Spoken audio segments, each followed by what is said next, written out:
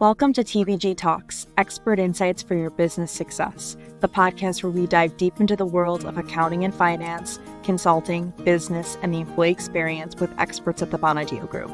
In each episode, we'll sit down with our firm's thought leaders to discuss the latest trends, challenges, and strategies shaping the industries we serve and the modern-day accounting workforce. Today's episode of TBG Talks is hosted by myself, Valerie Busella, content marketing specialist here at the Bonadio Group, and I am sitting down with Director Courtney Carroll. Courtney Carroll is the Director of Operations at FoxPoint Solutions, the Information Risk Management Division of the Bonadio Group.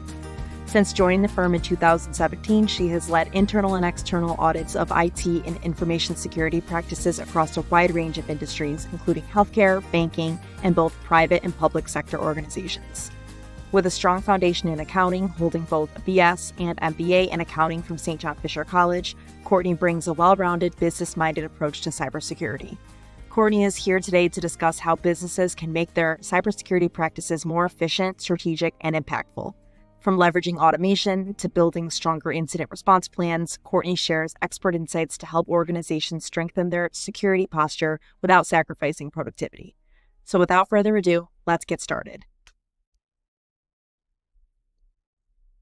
Hi, Courtney. Welcome to TBG Talks. Hey, Val. Excited to be here. Thanks for inviting me. Excited to chat on everything cybersecurity and audit related today. Yes.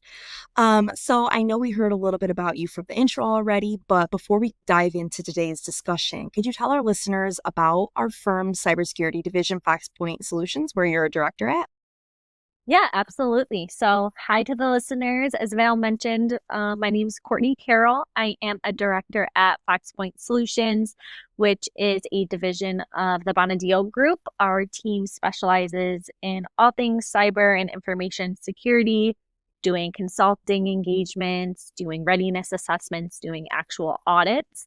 I've been in the profession for a little over 7 years now, and I work with various organizations from startups to well-established small and large financial institutions, healthcare entities, a lot of service providers and MSPs, and just, working with them to help them either get to where they need to be for their compliance needs or maintain their compliance standards. Awesome. So you're currently a director at FoxPoint Solutions. So how did your background lead to this point? Yeah, so I'm a little bit interesting in the fact that I don't have a information technology major under my belt. I actually went to college and have a accountings major. So, when I was getting fresh out of high school, I was in that position thinking about what do I want to do? What's going to be a good long-term career growth path for me? Job security is a huge thing. And everyone always recommended to me accounting. I think you would be a great asset to an accounting firm, your skills, your ability, your interactions with individuals. So I ended up going through and getting my accounting major, and the classes that really jumped out to me were those ones that looked at more risk-based testing and observations rather than your traditional CPA services like financial statement audits, tax returns, being a financial advisor. So when I was coming to the end of my education looking for internships, I was able to get into a company's cyber risk management department.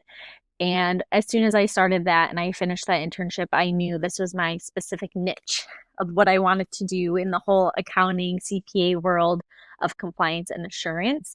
And then when I was done with my internship, I was looking obviously for a full-time career. And back then, FoxPoint Solutions was just Bonadio's information risk management department. And luckily, you guys hired me and here I am today. So obviously my background was definitely in more traditional accounting for my college degree, but being here, working hard, continuing my education beyond that major and just utilizing resources in the firm, I've been able to get to where I am today, and I love everything cybersecurity related. Awesome. Thanks so much for sharing. It sounds like your background has given you a really well-rounded perspective on the different kind of financial challenges, not only the cybersecurity challenges, but just different things that face businesses today. So, a lot of the work that you and our other consulting professionals at TBG do for our clients has to do with optimization and improving business strategy, which is what I would love to focus on today with a cybersecurity lens. So, we're going to dive into a number of different topics that relate to overall optimizing a business's cybersecurity strategy. So, first things first, any business knows that implementing a cybersecurity strategy can be pretty daunting. And sometimes this can lead to shortcuts and inefficiencies. So, what would you say are some of the biggest inefficiencies that you see in how companies approach cybersecurity today? Yeah, I think it all comes down to having a lack of a comprehensive strategy in place as it relates to cybersecurity, and also being able to rely on your human intelligence on your team and proactively putting controls in place to maintain security practices and compliance. So a lot of our clients come to us at a point where their customers are asking them, hey, I've been asked in either this agreement or during their vendor due diligence on if we go through, for example, a SOC 2 audit, or a high trust assessment, are some pretty common ones that are being asked of our customers by their customers to go through. So with our customers not having that comprehensive cybersecurity strategy in place before those asks come, and rushing to go through those types of assessments, I think that is definitely a big inefficiency that we see in our clients, where it's just overlooked and sometimes underemphasized until you reach that point. You always hear about in the news about, data breaches, and you don't think it's ever going to happen to you. But once you kind of get close there, or your systems do have vulnerabilities, that's not the time that you want to start becoming robust and secure in that nature. So definitely getting a robust strategy upfront and in place and maintained is a big key to success. And then I mentioned also human intelligence. Your people at your organization are essentially your first line of defense when it comes to not having a security incident or a data breach occur. Employees should be regularly trained and reminded of ways that they can maintain a cyber risk-free environment. Things like regular security awareness training. I think maybe we'll dive into that a little bit deeper later down our conversation. But also giving some real life examples also connect with people as well. Awesome. Those are all great points. I think another thing is that many organizations have some cybersecurity tools in that they would like to use or have been recommended to use or they know about, but they struggle with actually integrating them. So how can businesses better integrate these tools to just overall improve their performance? Yeah, so to streamline business processes, you definitely want to vet out and implement various cybersecurity tools that are out there and available to all companies of all shapes and sizes. They should really focus on looking towards tools that are going to fit their current environment, not where they want to be, but where they currently are. There's always room to grow, get the best out there, get better, but just starting at a baseline understanding of what you need, what gaps you have, and what tools are going to fit in your current environment is definitely key. And in cybersecurity, in infrastructures and environments, there's a lot of tools, software, platforms that are being used. So looking for a tool out there that can kind of centralize all that information for you will help assist in, reducing complexities and improve efficiencies when it comes to maintaining risks and handling threats and vulnerabilities and things like that. I think that's great advice about having the tools and implementing them that for your current organization, not where you want to be or where you have been. I think a lot of organizations probably struggle with having the tools that are right for their size and for their goals and where they really are right now. So that's great. Another topic that I want to kind of dive into is the idea of automation. We hear all about automation everywhere. So, what kind of role does automation play in optimizing cybersecurity operations? And maybe for companies who are just kind of getting started in all of this, where should they start? Yeah, automation is huge. It not only allows you to hire employees to do the more critical roles and perform their jobs, but it also reduces human errors and it can increase response times. Having a employee sit there watching logs all day long of activity that goes on can be a very manual and tedious process, but by implementing automation tools to do that back end work for you can jumpstart everything. Definitely companies should be automating routine tasks that they can to monitor their network and threat detection, utilizing some of those cybersecurity tools that are out there. That makes sense. So earlier you mentioned kind of not waiting until after something happens to actually build a plan and a strategy. So in terms of incident response planning, it's often overlooked until after a breach occurs, like you mentioned. So how can companies build an effective, efficient response strategy that kind of minimizes downtime? Yeah, the starting point of planning out and documenting what's known as an incident response plan needs a sufficient strategy ahead of it. Companies should be performing risk assessments to see where are they at, what risks do we face, what do we think the potential likelihood of those happening are going to include, and what is the impact going to be to our organization. So a risk assessment and kind of business impact analysis needs to be thoroughly performed and thought out before coming up with the incident response plan.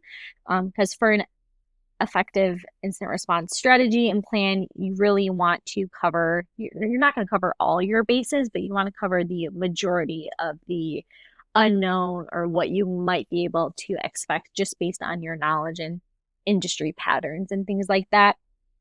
But obviously, not just having the strategy down and having the plan in place, but also having training around the plan and training for those that need to respond to the incidents and walking through what we call, tabletop exercises, sitting down with those key subject matter experts and personnel that would be a part of responding to a potential security incident or data breach and walking through one of the examples in your plans to make sure all your ducks are in a row, before the actual event might happen.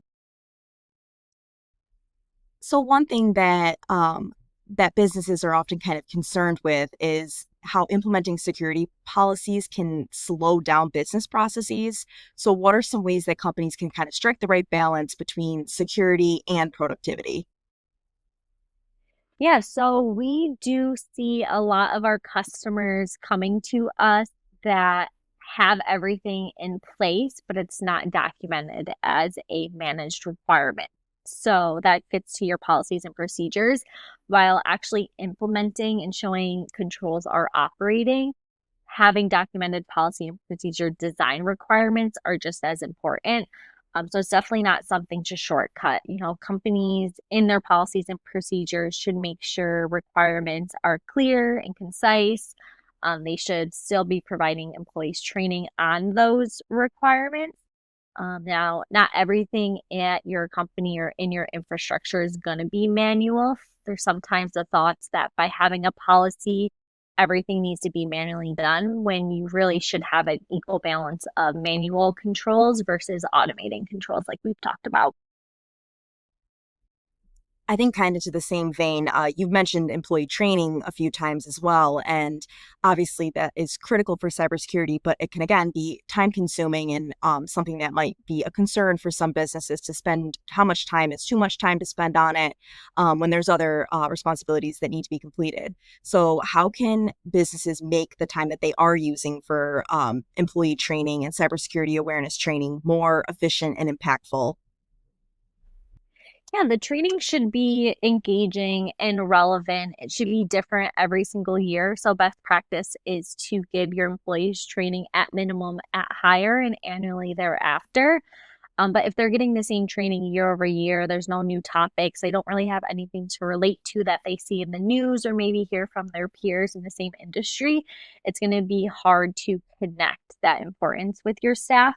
So again, making sure that it's engaging, relevant, up to date, includes real-time scenarios, and finding a way to make it interactive with staff, maybe giving them the chance to share their own stories that they've heard about with the group during the training session are some good ways to make sure it's effective. Those are great tips for businesses to be aware of. So switching gears a little bit. So AI, everybody's talking about it and it's becoming a bigger part of cybersecurity. Are there any ways that businesses can utilize AI to enhance security while also improving efficiency?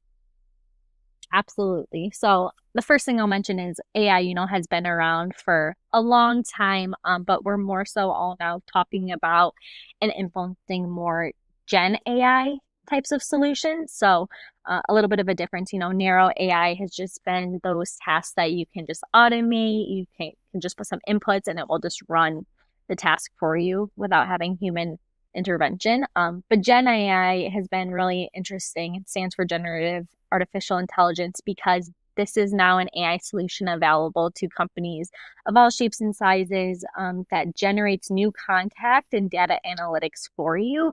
It, in a sense, mimics human intelligence and it learns patterns based on previous outputs that it's received based on your input, letting you know if you like what it gave you, what you didn't like.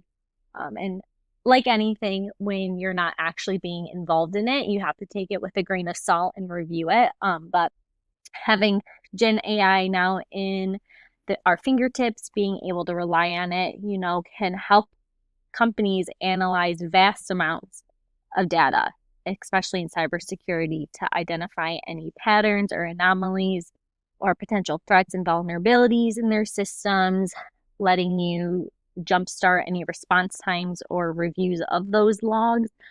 Um, there are some tools out there that can help you identify suspicious patterns of activity, such as like malicious emails or websites or certain files you receive or some domains that you get emailed from, and also things like unusual login attempts and just reporting those to you in real time. And as these Gen AI tools do it over and over again, they also give you the upper hand on filtering out what's known as like false positive events. So events that happen but aren't actually red flags. You can really rely on these Gen AI tools to do that back end work for you. So you're not spending vast amount of time re-looking over the same event time and time again. Those are a lot of really great practical applications that businesses should be aware of. And I think to your point, it's really about kind of striking the balance between using this to improve efficiency, but also ensuring that the right checks and balances are in place and that we're getting accurate information out of these Gen AI tools. So kind of speaking of Gen AI, I think that is a topic that is constantly has misconceptions around it. And cybersecurity in general is an area that there are, I'm sure as you've seen, there are just constantly so many things in the news about different breaches. And there's a lot of room for people to make their own interpretations. So what are some of the common cybersecurity misconceptions that you have kind of seen that might end up leading to kind of wasted time and resources from businesses? Yeah, so everything we talk about related to cybersecurity is all about information technology. And usually, if there's a cybersecurity issue or event or planning, you point right to your IT folks, right? But cybersecurity in a whole is an organizational plan and problem to deal with. It's not just how your IT team is developing and configuring your systems and your softwares, setting up user accounts. It really goes beyond just your IT department. So I would say that's a major misconception as a whole. And also, a lot of times people think that hackers or penetrators want to just go for those large companies, get those big bucks. But when in real time, a lot of smaller companies are targeted as well because they often find them easier to compromise and exploit, even though that financial gain or that data amount isn't as large as bigger companies. So I would say those are two pretty common misconceptions. Yeah, and that makes it all the more important for these organizations to have the right processes in place to be able to fight off these hackers. So with increasing compliance regulations, what are some of the best ways for businesses to stay ahead without getting kind of overwhelmed by all the things that they like need to do? come find me, come work with Foxpoint Solutions, find a trusted advisor or professional like in any other type of compliance audit regulatory stance that your organization goes through. Being able to find that professional that can help you learn more, brainstorm, give you valuable insights, and most importantly, just stay up to date. A lot of our clients that work with us, we say, we know you have your real job to do, and this is just an audit. So let us inform you of those changes or these common trends that will help amplify your strategy and success when it comes to cybersecurity. And then obviously most important is just getting those tools in place that can help you continuously in real time monitor your emerging threats in your environment and just really taking the time to invest in training. Right. That makes perfect sense. Looking ahead, what are the top cybersecurity trends that businesses should be preparing for to kind of stay secure and efficient? Yeah, so we talked about obviously the increased use of Gen AI and utilizing more machine learning rather than just automations is key. There's also the rise of everything moving to the cloud. There's not very on-premise data centers owned by organizations anymore, kind of uplifting that risk and passing it off to a trusted third party. So making sure you're on top of your cloud security requirements, because even when you do carve that responsibility out, you still are reliable for the data that's being processed in those environments. And then also, with these cloud environments being all over the world, not just in the United States, just being really aware of different data privacy laws and regulations that apply based on where your data is rather than where you are actually working out of. Those are all great tips. So last but not least, we like to ask all of our guests if they have any podcast or book recommendations for our listeners. It does not need to be related to accounting, consulting, cybersecurity. It can really be about anything. Yeah. I'm not a big podcast listener, but I obviously do like my fair share of reality TV or like crime junkie episodes. But I'm always out there looking for different ways to hear different stories in my profession that I listen to. And I come across this podcast. It's on Spotify called Darknet Diaries. And it's this guy that goes through some fascinating stories about cyber crimes and what different individuals have expertise in, what they've been through. So that's definitely a podcast that I would recommend. And then when I actually first started, since again, I mentioned my background was more in my accounting major, cybersecurity topics were a little bit newer to me. Someone recommended to me to read a book called Cybersecurity and Cyber War. And I found that book really helpful in easily walking me through the whole landscape of everything that cybersecurity entails, without having to worry about those technical aspects. Because a lot of people shy away from cybersecurity because, again, a misconception. They think that's the responsibility of just IT personnel. So that book really broke it down in a non-technical aspect for me, and I enjoyed it. Wonderful. Thanks for sharing. For our listeners, we'll be linking Courtney's recommendations in the episode description on our website and our Spotify. All right. Well, that is all we have for today's episode. So thank you so much for joining us, Courtney. This was a great conversation. Yeah, thanks for having me. Appreciate it. That wraps up our interview with Courtney Carroll. We hope you found this episode insightful and informative. And please be sure to subscribe to our podcast for more episodes featuring our thought leaders.